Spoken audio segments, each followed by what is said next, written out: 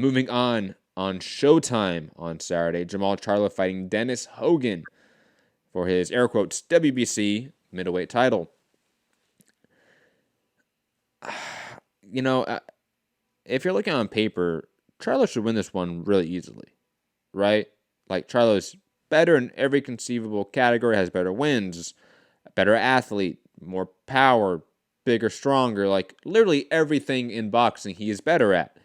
Yet, he's been a guy that has been largely digressing in entertainment value lately, and maybe game plans and skill level. He's been a guy that has not looked the same in some time. And Dennis Hogan's a guy that really overachieved in the fight most people thought he won in beating Jaime Munguia. It's one of those fights where Charlo should win this one. But Brandon Adams made him look really human. And I thought Adams went in there largely to just survive. He didn't really went in there to really hurt Charlo and really engage with him. If Hogan does that and Charlo has another sort of bad performance, could Hogan steal enough rounds and sort of have another overachieving performance here and arguably win a decision here against Jermall Charlo? I don't know. But I will say this. I'm picking Jermall Charlo because he is the better fighter. And he should win this one. And hopefully, like Gary said, this is a return to form for Jermall Charlo. There's no real reason for me to think that it is. But I'm hoping. Like, it's just a wish upon a star here that Jermall Charlo looks like he did against J-Rock again. I'm praying, I'm hoping, because I think the division would really benefit from a Jermall Charlo that's firing on all cylinders. But I'm going to pick him by decision here, to be honest. And I'm still hesitant to really think about this matchup because it's just a weird matchup. It just, is not good on paper. The middleweight fighting a blown-up junior middleweight off of a loss, this just seems weird. Like, in a lot of different ways. Gary, your thoughts on Charlo Dennis Hogan? The matchup is extraordinarily weird. Like, the matchup makes no sense at all. Why they would take Hogan, a guy with no appeal in the U.S., off a loss in the junior middleweight. And to be fair, he won the fight, so he deserves another title shot because he got robbed, for sure.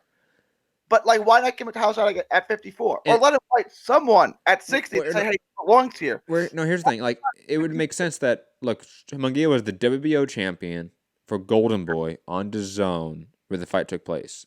This is now PBC, the WBC, sort of giving him a gimme. Like, you know what I mean? Like, it would make sense, let's say they matched Hogan up against Jesse Vargas or somebody like that on DAZN, because that's within the same conglomerate, apparatus, so to speak. This is a completely different sphere of boxing that's giving him this gimme shot and as sort of like a pity shot, to be honest. Like, it's just weird. Like, I don't understand why they thought, yeah, let's go after Dennis Hogan.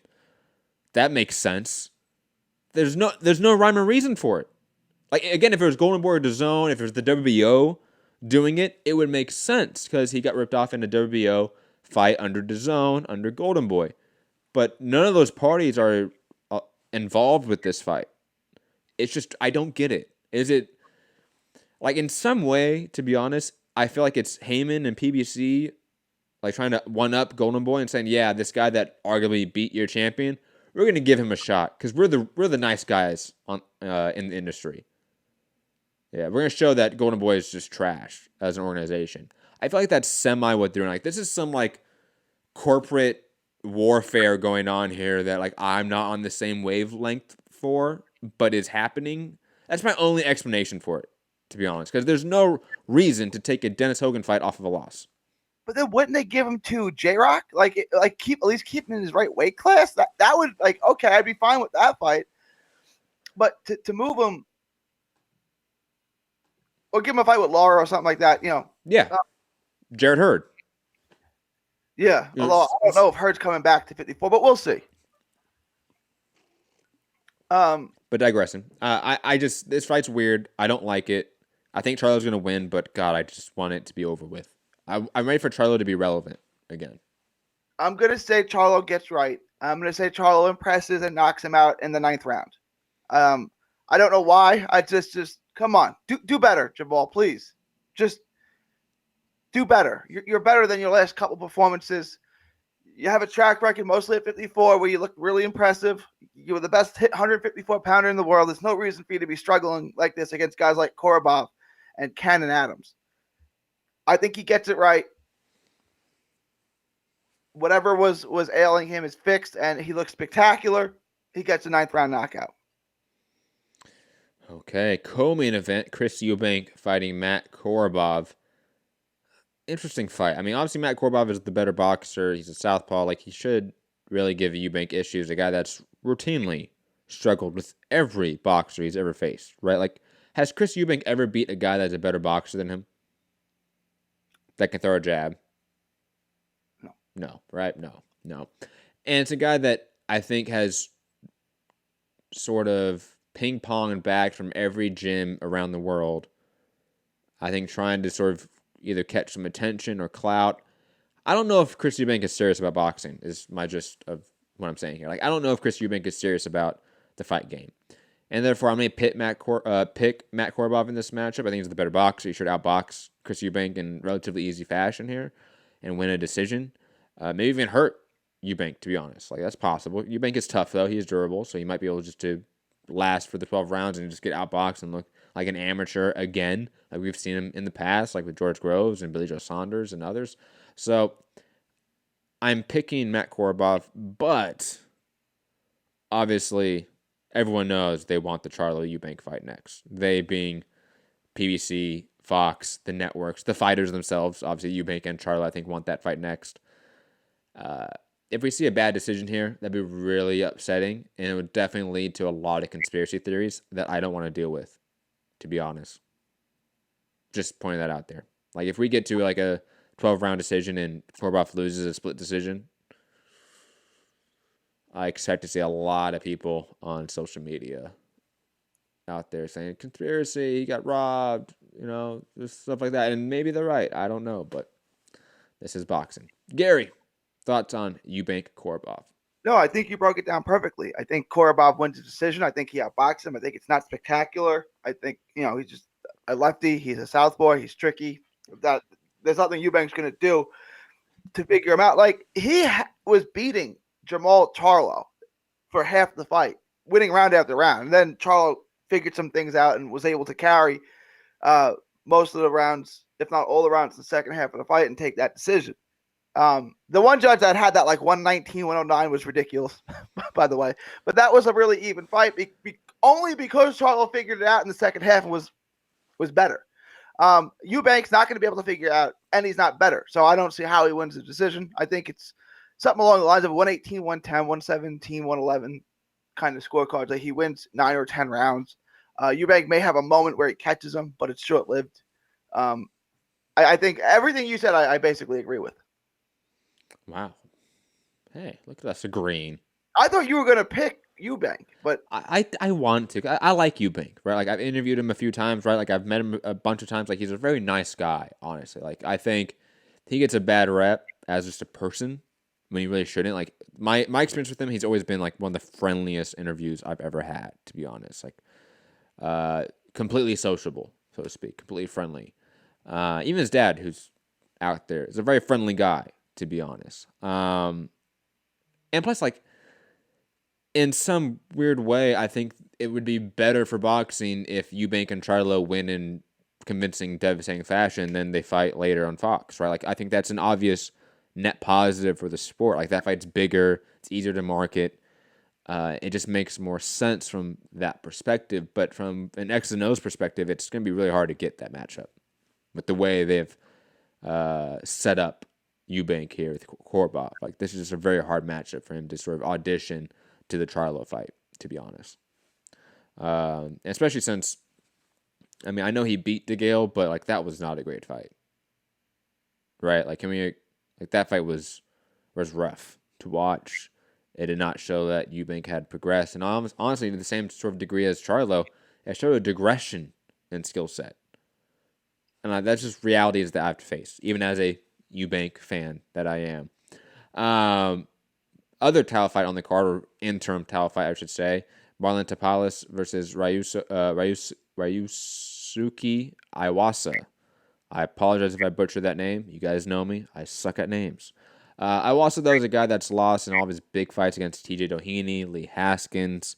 Marlon Tapales, though, is a guy that's been really on a good win streak here.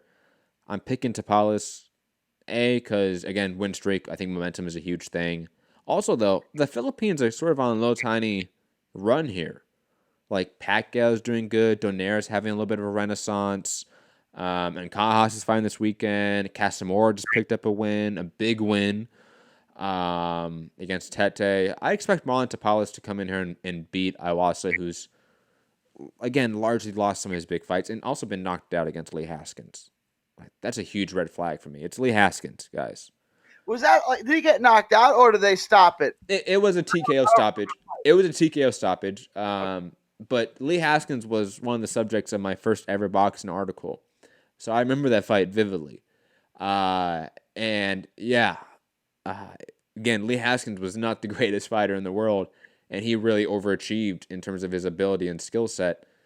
Marlon Tapales is one of those guys who's really good. He's not the best, obviously, at 122, because 122 is a very good division, but he beats Iwasa without question, in my opinion.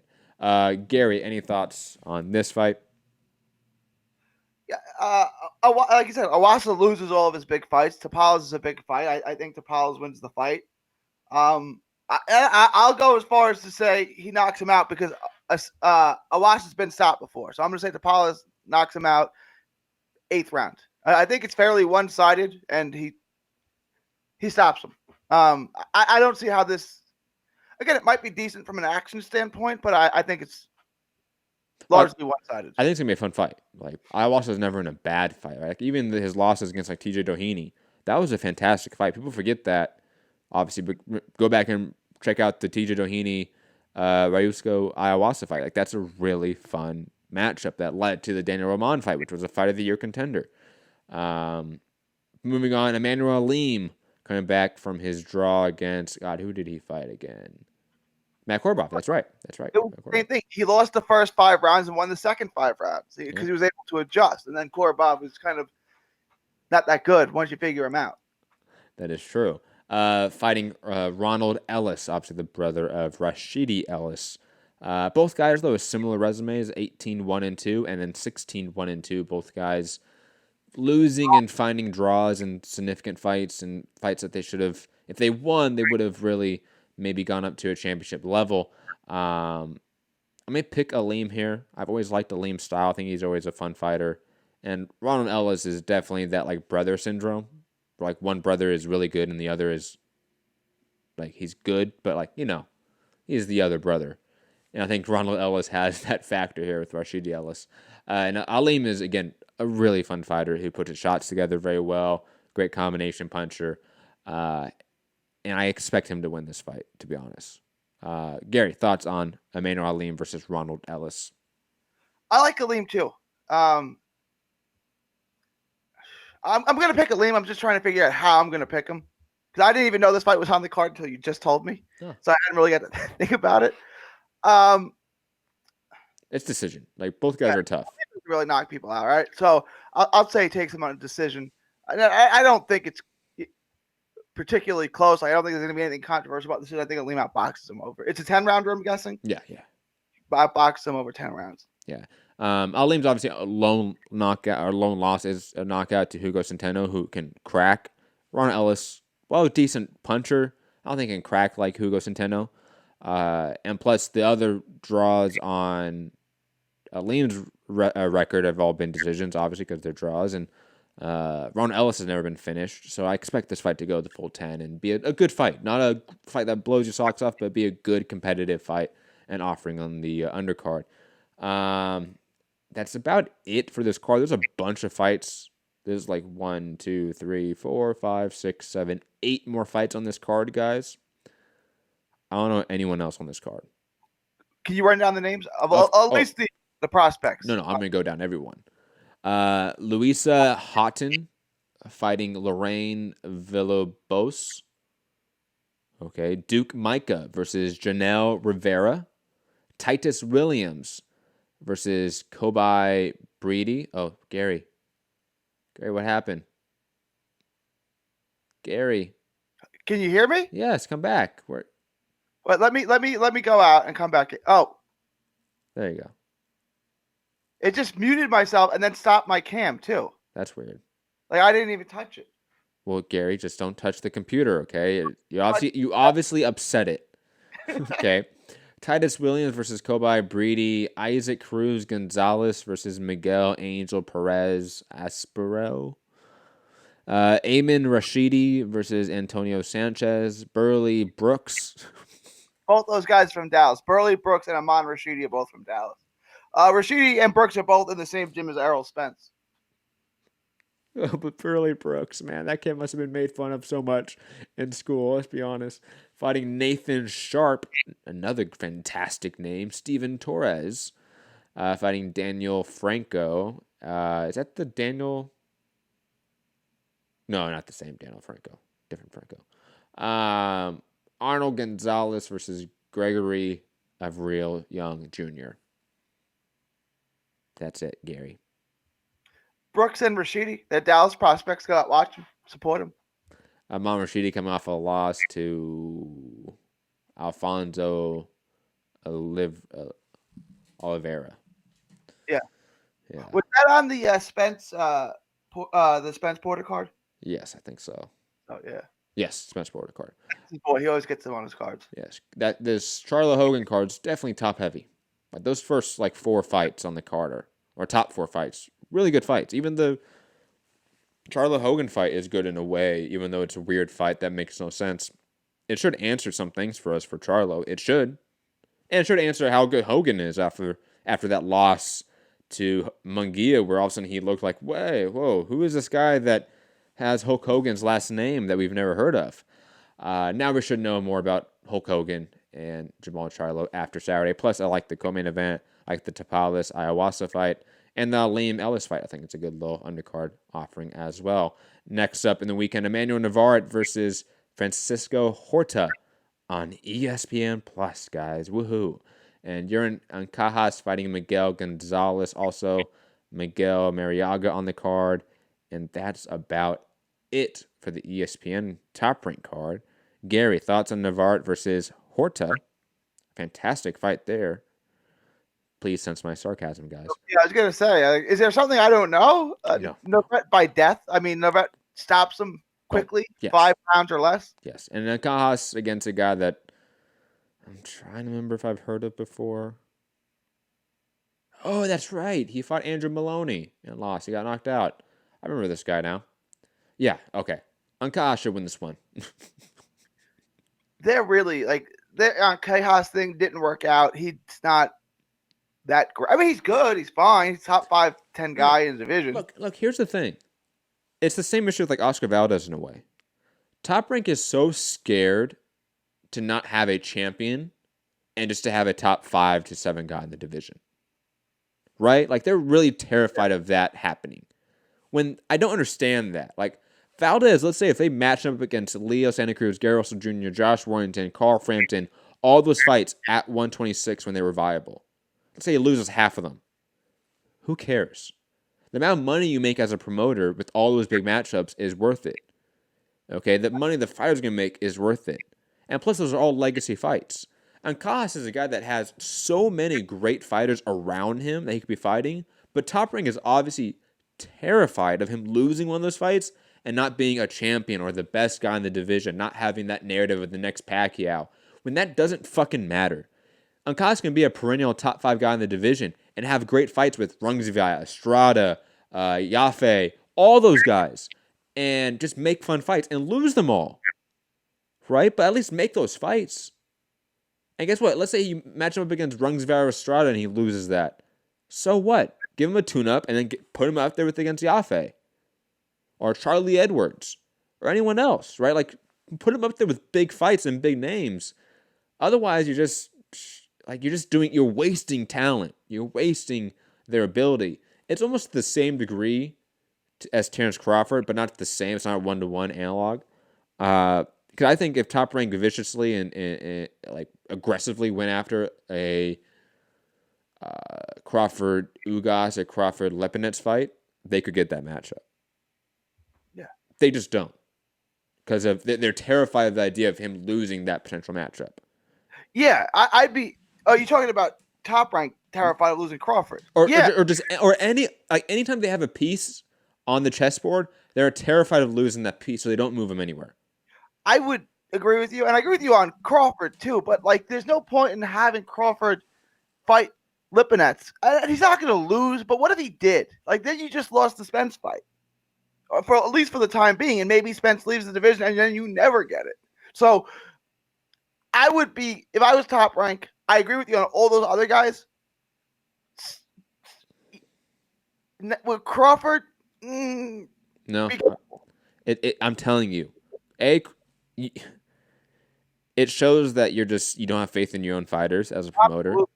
And that's an issue. Like I guarantee you these fighters think that. Like they have issues with the promoters sheltering them. Because they want these big fights. They think they can win these big fights. Absolutely. Their promoter is sheltering them. It's the same way with like Oscar and Canelo for a long time. That was a big reason for the rift back in 2013, 14, right? Around that time period of the Laura fight, them trying to get the Cotto fight. Canelo wanted these matchups. His promoter said, no, you can fight the Angulos of the world and the Liam Smiths of the world, and you can just make money, and we never have to worry about you losing these big fights because you're going to take fights we know you can win, and we're safe here in our little tiny bubble. That shows that you're a limited promoter, you're a scared promoter, you don't have faith in your own product and your own fighters. Like I get the idea that the potential to lose the Spence fight is massive, but I don't think that's even a possibility. Like, if Crawford loses to Lipinets or Ugas, I don't think the idea that the Spence fight's gone forever is real. Same thing with AJ losing to Andy Ruiz. Like, I don't think that means the Wilder fight's gone forever. Even if AJ loses again in a rematch, I don't think that means the Wilder fight's gone and it's not a big fight and AJ doesn't make tons of money throughout his career. That doesn't mean jack shit. Fighters have taken giant L's, embarrassing L's all throughout boxing history and bounced back and been fine. We as a fandom and as a community are very forgiving of fighters. Whether it's from losses, whether it's from PDs, whether it's from anything, we forgive fighters. Okay, that's just a reality of athletic sports fandom and boxing fandom. So I understand the worry, but that worry is, I think, largely overshadowed by the potential to make good fights, greater fights, and on top of that, angle to get that Spence fight. You know, like if you're smart if you're Bob Arum and you're really smart, you go to Al Heyman and say, we're gonna make the Ugas fight first quarter or the Lipinets fight for Crawford first quarter of 2020. Give it to us on ESPN. Then we will go to Fox pay-per-view for the Spence fight. And the rematch, winner gets to decide. Boom. End of done. Done. The negotiation's done. Al Heyman would take it in a heartbeat. But they don't. They're terrified of losing. And I think a lot of promoters have this too. It's not just Top Rank's issue. But I think promoters have this issue, period. Sorry, ranting there. But back to the Top Rank card. Navarrete should win here by devastating fashion. And Kaha should win here by devastating fashion. Like, this is really a poor offering from Top Rank here, to be honest. It's a showcase night. Let's call it that. I don't understand why they just don't scrap this event and like put Navarrete and Kaha and make a massive event for next week. Right? Because you have Crawford against a no-name mandatory. You have the really good Comey Lopez fight. And what else is on that card? I think Michaela Mayer's on the card. Yeah. And that's about it, I want to say. Imagine if they had Navarrete and Kaha on it. That's a stacked card. And then we are much more forgiving of all of these bad matchups. Because the sum of the parts equals a greater whole. But Top Rank has an obligation to ESPN. They have to fill X amount of cards, right? A lot of cards. Do you know how many people are going to watch this fight? I'd say roughly 0. No, there's some. There's some. I mean, ESPN Plus does have 3.5 million subscribers, so some of them are going to be watching this. But I want to say there's a UFC event this weekend as well. So that's ESPN Plus as well. So that'll be cutting into the market, so to speak, for Top Rank. I don't expect it's not going to be high. 100,000 people, tops. I would be shocked if it's 100,000. Oh, come on. You have enough people that hate Showtime, that hate PBC, that would rather watch this. Okay. They're not smart people. They're not smart people. They're not rational people.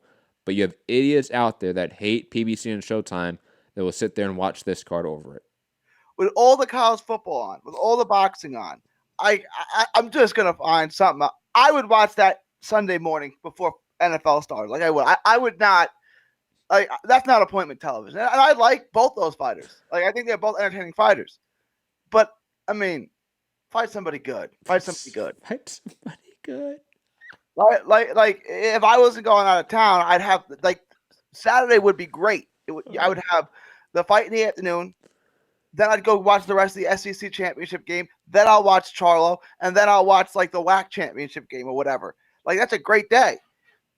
And none of that involves watching Navarrete or NK Haas. I'll wake up early, and I'll watch it before football starts at noon.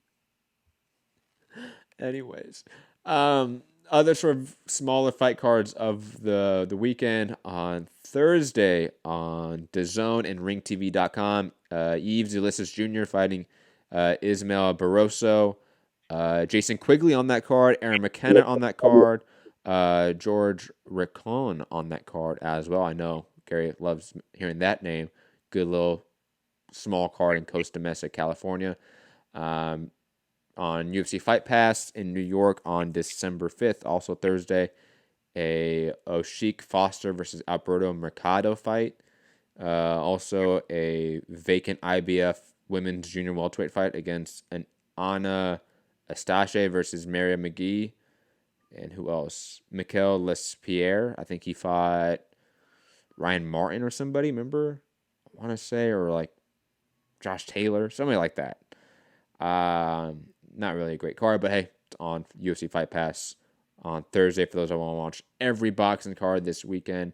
And plus, there's a UFC Fight Pass card on Saturday as well with Peter Manfredi Jr. fighting Milton Nunez.